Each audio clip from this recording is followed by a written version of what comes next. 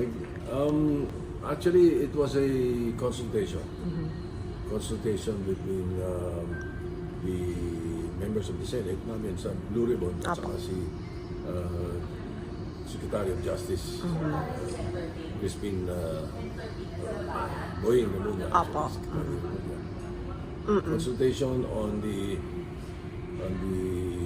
witnesses that we have, the resource persons that we have, the persons in contempt, and what are the plans in the next few days as far as the hearing is concerned about more or less ganun yung topic. Opo, sir, yung mga WPP na pag-usapan po?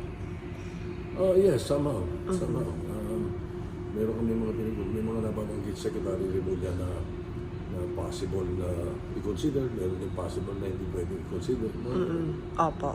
Sir, ngayon naman po sa ICI, ano po yung expected natin na mapag-usapan? I was invited by ICI to shed light on how the usual budget process of government or of the Senate goes, and how the insertions are possible and how it is done.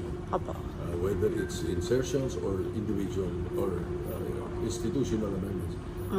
They want me to brief them Opo. on how it is done. So sir, hindi naman pala parang kung ano na yung nangyayari sa Blue Ribbon. Hindi pa. Alright. Opo.